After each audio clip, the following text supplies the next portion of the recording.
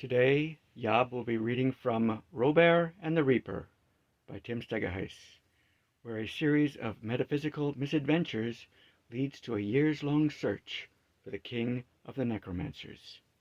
Enjoy. Chapter 8. More mysteries followed. An engineer secretly building a magical bunker deep in an old train tunnel, a doctor performing weird and unauthorized surgeries on his patients, and a city official found babbling insanely in his office. They were all investigated, and some information gained, just not enough. Those who became involved with the Death Master or his accomplices seemed to be unable to recall anything useful about them, those that still had minds to recall anything. Some, like the magician, were destroyed by the Death Master's spells. Then Death sent them information about the preacher running a fencing operation out of a back alley church. It did not sound like a big project, yet it proved to have enormous consequences. Following the directions Sir Chancery had given them, the group walked slowly and stealthily down the alley. Trash cans and refuse lined the dirty brick walls. Just where they had been told it would be, they found it. A seedy, run-down old building with a hand-painted sign reading, Church of Hope and Redemption. Several furtive figures could be seen leaving. The last was stuffing a wad of bills into a pants pocket. "That be it, sure enough," whispered Mama. "You can feel those men's evil spirits from here." "It's the phony preacher we want," said Robear. "Let's go." The 5 dead heroes slipped into the shadows, and 4 of them gated into the church basement. Torin waited the agreed-upon time and approached the front door. By the light from the one tiny window, they saw that the basement was chock full of items, presumably stolen from local residents. Robear and Mama picked their way carefully around the clutter as Ruth and Nobody passed boldly through it. They tiptoed up the ancient wooden staircase and listened. Torin knocked on the small ground-floor door of the church and was greeted by a sight that shocked and motivated her. The figure was tall, with broad shoulders, and although he was grizzled and had salt and pepper hair, she knew his face. "Greetings, my child," said the minister. "I am the Reverend Jeffries. May I be of assistance?" "Oh, yes, please," wailed Torin, starting into her act. "I have run away from home, and I have lost my way and run out of money. Surely the church can help me get back to my mom and dad." She covered her face and wept. "Please come in, my child," cooed the phony minister of God. "I know that we can find a solution for what ails you." He ushered Torin into the shabby sanctuary and set her on a padded bench. He left her for a moment and returned with a glass. "Here, little one," he said soothingly. "Drink this and you'll feel better." Torin knew that the wine was drugged. She also knew that it would have no effect on her dead body. She drank it down in one long draught. "Oh, thank you," she gasped. "You have no idea how thirsty I was." Feigning drowsiness, Torin leaned over on the bench. "Oh, my goodness. I guess that I was more tired than I thought," she yawned. "May I rest here just for a while? I promise that I won't make a mess or anything." "Of course, young lady," said the Reverend Jeffries. "Let me make you feel at home." He laid her out along the bench and gently folded her arms under her bosom.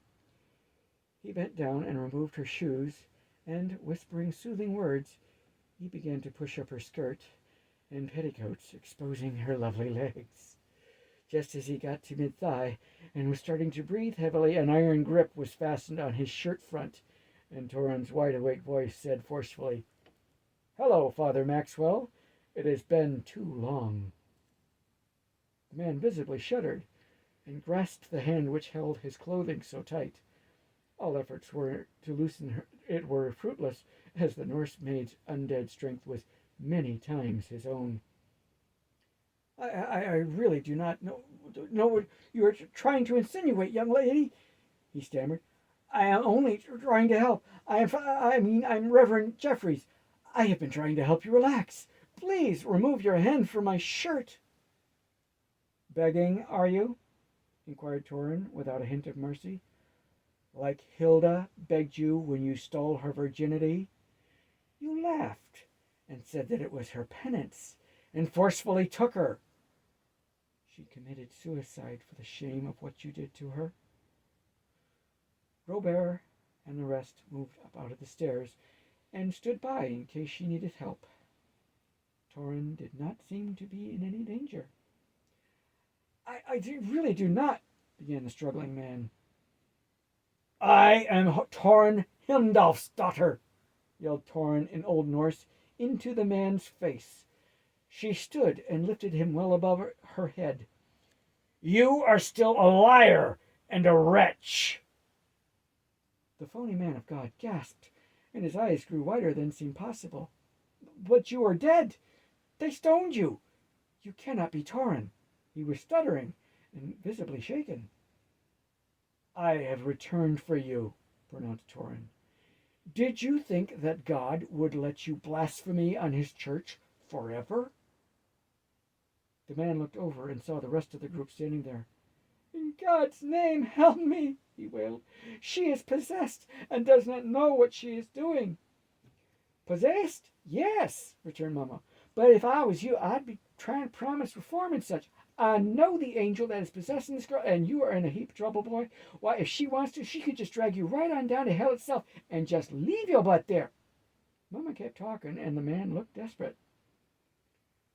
Ruth strolled up to him just as he peed himself. She sniffed and made a face. I believe that the term pissant was created for creatures like this. How did a fool and a coward survive all these centuries? She inquired. The Death Master wanted someone who would be willing to live and work in poverty and squalor, the man said in a rush. I had knowledge of working in the church. He raised me from my grave and gave me life. I owe him for my life. The Death Master must have been desperate if he settled for trash like you, said Ruth in disgust. She walked away just as Alina began setting up a glow of angelic radiance. Ruth and Nobody yelped and headed for the cellar for cover. Soon both Robear and Mama had to leave also. God help me, cried the phony minister, tears streaming from his eyes.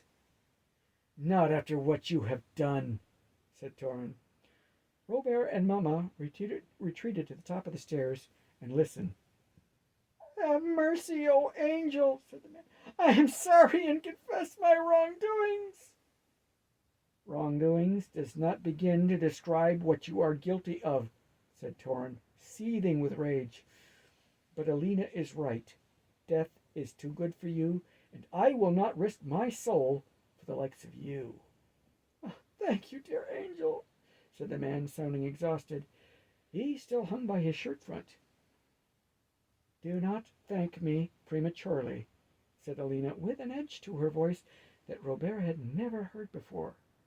You will suffer and do penance for your sins, starting with the feeling all the pain and humiliation you brought on poor Hilda. The man's scream was truly heart-wrenching.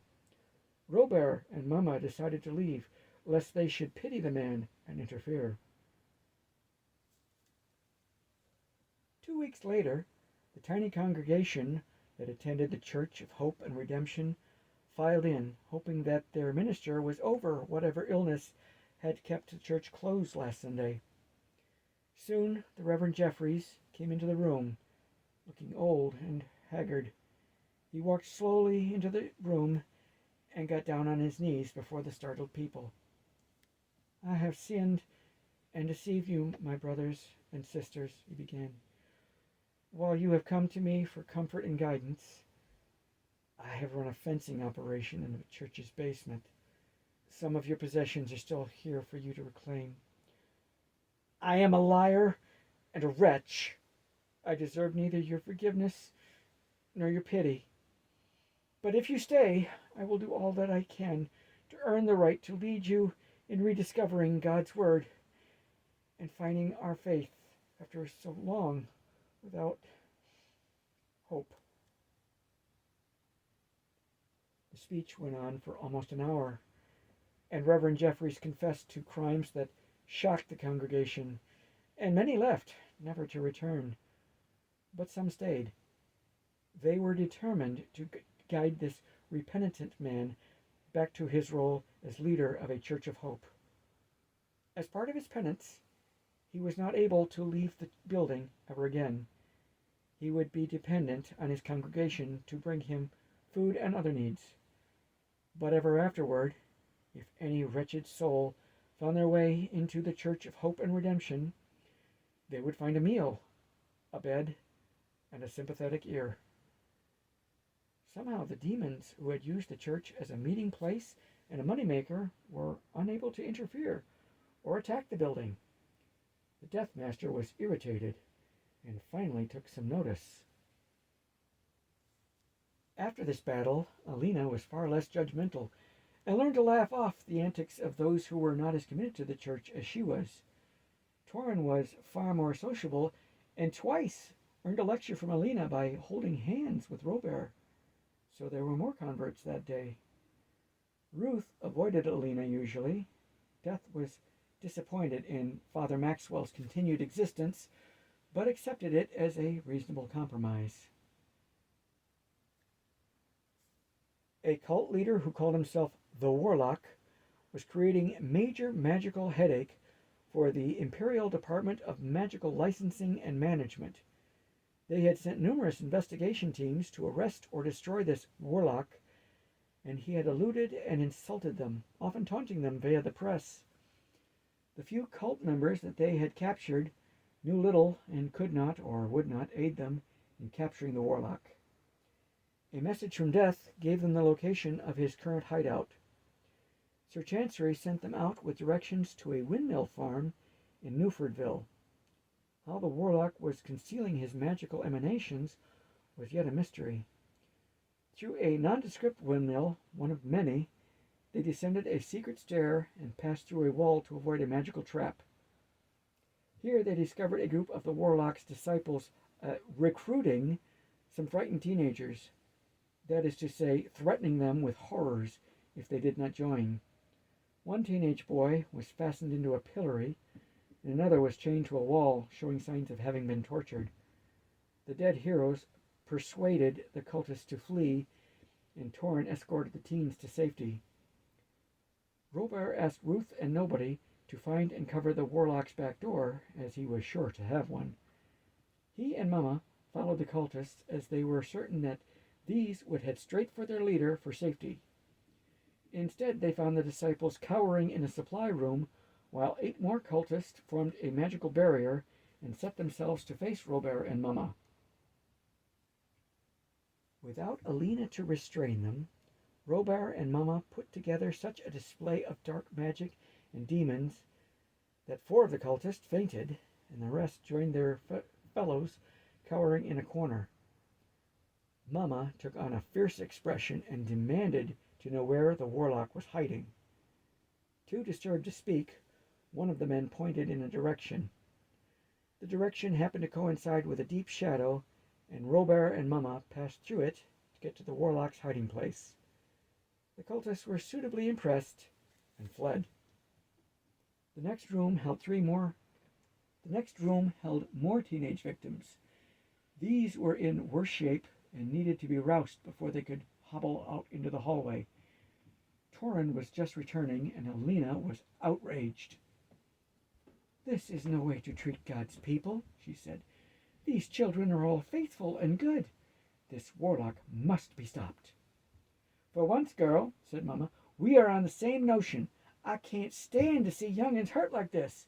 We better get this Warlock pinned and tied and delivered to Death so he can put in the fear of death, put in the fear of God, and whatever else he can put him a fearing of." "Please see to these folks, Alina," said Robear. "They are weak and frightened and need to be led someplace safe. Mama and I will trounce this Warlock and see that he does not try this abomination again." Talking soothingly, Alina led the victims out. As Torin, she carried one traumatized girl who could only stare blankly at nothing. Several others leaned on each other for support. One young woman helped Alina by encouraging the others, but had to lean on the Valkyrie's shoulder as one of her legs was branded, making her lame. Robear and Mama continued their searching for the warlock with renewed purpose. Further into the hideout, they found that the lighting was oddly ensorcelled, so it could not be turned off. This meant that they had to stay in the physical structure and could not gate. Perhaps, they wondered, this warlock had been forewarned about them. They finally came to a plush office with a desk and a meeting table. It was tastelessly ornate. Here they faced the wild-haired and loudly dressed man who called himself the Warlock. "You have got to be joking," he said. "2 feeble zombies are driving out my troops? Unthinkable! After I dispose of you coffin scrapers, I will punish those cowards for not dealing with you." "Perhaps you've been hiding down here in this sewer for too long, boy," said Mama angrily. "Folks just don't let dirty fools like you walk all over them forever. I got me a good mind to just bend you over my knee and wallop you good. Maybe then you'll learn some manners."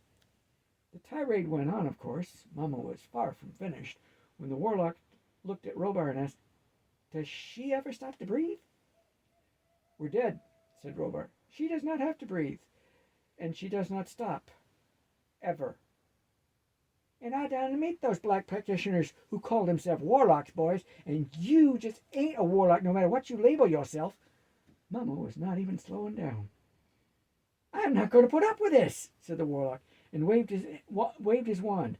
4 flaming demons appeared and attacked Robear and Mama. Robear asked his shadows and demons to fight for them. Mama also inwardly asked for backup. 12 demons and several shadows that looked like demons arranged themselves between Robear and Mama and the Warlock's demons. Robear cast a chill spell and the demons' flames went out. The Warlock cast a flame spell on both Robear and Mama, and they were engulfed in flame. Mama cast a squeeze spell on the Warlock, and he had to cast a defensive spell to escape being crushed. The Warlock's demons were losing the fight and left. The Warlock laughed and slipped out a secret door back into the tunnel. The Warlock ran down the lighted tunnel, easily outrunning both Robear and Mama. As the lights were magically fixed so they would not be shut off, there was no chance for them to gate. "See you later, you zombie fools," called the Warlock. Mama had the idea for them to gate from under the desk in the office out to the grounds where they could tune into the Warlock and enter through his back door. In minutes they were outside one of the windmills and searching for a hidden door. They could not tune into the Warlock, but they could detect Ruth and Nobody below them. The Warlock turned and ran through a secret opening that led outside. Before he could reach the far door, a slight shadow stood in front of him, and he stopped. "I'm sorry, but I cannot let you pass," came a small, nervous voice. "I have my orders." The Warlock swung at Nobody with his staff and laughed when it passed through without encountering any resistance. "You ain't nothing but a shadow," he laughed. "I'll run right through you and not be bothered in the least." "I would not do that," said Nobody simply. "Bah!" said the Warlock, and passed easily through the shadow. Then he met another shadow. "Don't waste my time," said the Warlock, and kept walking. A low growl slowed him and made him look again. "Right, a dog. Nice doggy. Go fetch my slippers," he said mockingly. The growl never stopped or let up, but words formed within the growl. "You'd better take your chances with the magicians, boy. I will not give you mercy, and you have already used up my patience." Ruth growled at him. "I only fetch souls to chew on." She clawed at his arm, and he flinched. Then he saw that there was no damage to his clothing or flesh, and laughed again. "Did doggy forget that you are only a shadow and cannot hurt me?" he taunted. "I'm leaving now." "I don't think so," growled Ruth, and swung again and again. The man danced around her, but kept edging closer and closer to the door as she struck him again and again.